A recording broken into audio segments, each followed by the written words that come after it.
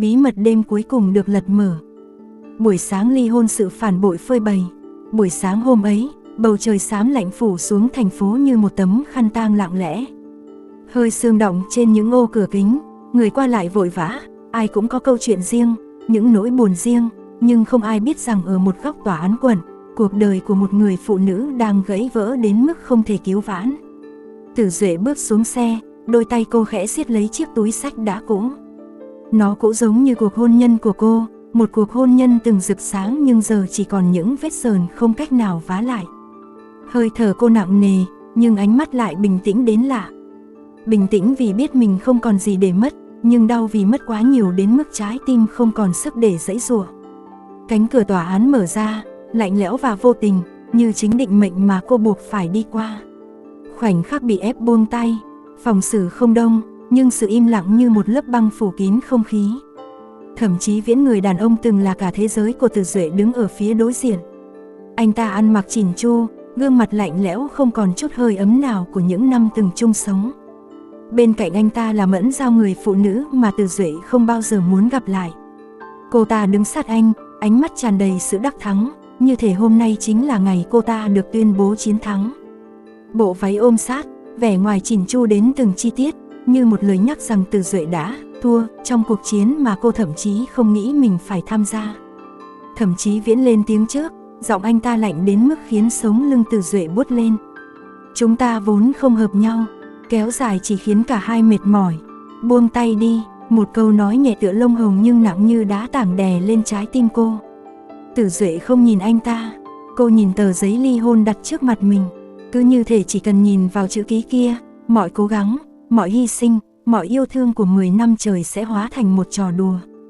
Bàn tay cô run lên, nhưng cô cố giữ nó thật chắc. Mẫn Giao bước lên, khẽ nắm lấy cánh tay Chí Viễn, nhỏ giọng nhưng cố tình để người khác nghe. Anh làm đúng, chuyện này sớm muộn cũng phải kết thúc. Kết thúc, một từ duy nhất, nhưng xé toạc cả thế giới của Tử Duệ.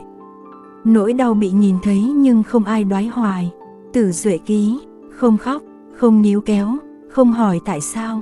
Bởi vì cô biết, người thật lòng yêu mình sẽ không để mình phải ký vào một tờ giấy giữa căn phòng lạnh lẽo như thế này.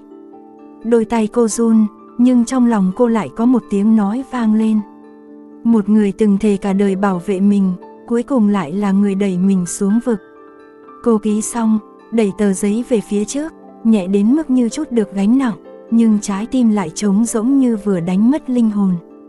Thậm chí Viễn không nhìn cô, anh ta quay đi ngay lập tức, như thể việc chia tay người vợ từng kề vai sát cánh 10 năm chỉ là một thủ tục hành chính vô nghĩa. Mẹ chồng nhát dao cuối cùng, Tử Duệ bước ra khỏi phòng xử, chưa kịp thở thì mẹ chồng bà Hà đã xuất hiện trước mặt. Bà ta nhìn cô từ đầu đến chân với ánh mắt khinh miệt. Đồ vô dụng, sống với nó bao nhiêu năm mà chẳng làm được chuyện gì nên hồn. Ly hôn là đúng, nhà tao không cần loại đàn bà này. Từng lời như mũi kim đâm vào da thịt, nhưng Tử Duệ chỉ mỉm cười nhạt.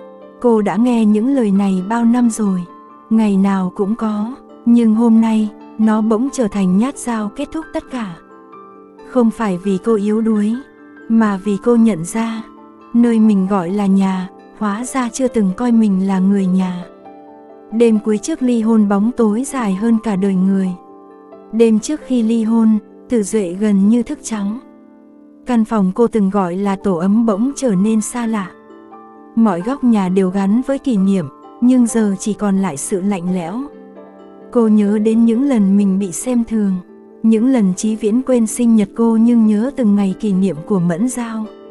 Những lần cô nấu cơm chờ tới khuya nhưng anh ta lại trở về muộn, nồng nặc mùi nước hoa của người phụ nữ khác. Những lần cô bị mẹ chồng xỉ vả giữa nhà, còn Chí Viễn chỉ im lặng, đôi khi còn bênh vực người khác. Tất cả ập về như một cuộn phim cũ. Tử Duệ đã từng gồng mình chống đỡ, đã từng kiên nhẫn mong một ngày anh quay lại phía mình. Nhưng đời không như cô nghĩ. Cô hiểu rằng, một trái tim đã hướng về nơi khác, giữ thế nào cũng không còn thuộc về mình nữa. Sự thức tỉnh Tử Duệ cũ đã chết. Khi trời hửng sáng, Tử Duệ đứng trước gương. Gương mặt cô nhợt nhạt nhưng đôi mắt lại kiên định một cách kỳ lạ. Cô nhìn chính mình và nói trong im lặng, từ hôm nay, Tử Duệ cũ sẽ biến mất. Không phải là cô không đau, mà là cô đã mệt đến mức không muốn khóc nữa, không còn muốn níu kéo, không còn muốn tự hạ thấp mình chỉ vì một người không xứng đáng. Ly hôn không phải dấu chấm hết, mà là dấu chấm cho những sai lầm và mở ra một con đường mới. Một con đường cô phải tự đi, nhưng lần này cô đi với tư thế của một người đã học được cách đứng thẳng. Bước ra khỏi tòa bắt đầu một cuộc đời mới. Khi cánh cửa tòa án đóng lại phía sau, Tử Duệ bỗng thấy lòng mình nhẹ đến lạ. Không còn ai la mắng, không còn ai kiểm soát, không còn ai ép buộc cô phải hy sinh tất cả để giữ một cuộc hôn nhân không còn hơi ấm. Bước chân cô vẫn run, nhưng hướng đi lại rất rõ ràng. Cô sẽ tự chữa lành, cô sẽ đứng dậy mạnh mẽ hơn, và một ngày nào đó, cô sẽ nhìn lại và biết ơn vì hôm nay đã rời đi thay vì bám víu. Không ai biết rằng sau cánh cửa ấy, một người phụ nữ vừa từ bỏ một cuộc hôn nhân nhưng lại tìm thấy chính mình. Tử Duệ ngẩng mặt nhìn bầu trời xám. Bầu trời vẫn nặng nề, nhưng trong lòng cô, một tia sáng nhỏ đang bắt đầu nhen lên. Một tia sáng của tự do, của hy vọng, của sự tái sinh. Kết phản bội có thể là gãy vỡ, nhưng cũng có thể là bước đệm trở thành chính mình. Không ai mong muốn phản bội, không ai muốn ly hôn, nhưng đôi khi, tình yêu kết thúc không phải vì nó sai, mà vì nó đã hết. Và khi sự phản bội phơi bày, đau đớn thật, nhưng nó cũng mở mắt ta để thấy ai mới thật sự xứng đáng. Tử Duệ đã mất một người không yêu cô, nhưng cô tìm lại được chính mình. Đó là tài sản lớn nhất mà cuộc đời trao cho cô sau bão giông. Cô mỉm cười bước đi, để lại sau lưng tất cả những tổn thương, những dằn vặt, những giọt nước mắt của nhiều năm trời. Hôm nay, cô ly hôn, nhưng cũng hôm nay, cô bắt đầu một cuộc đời mới.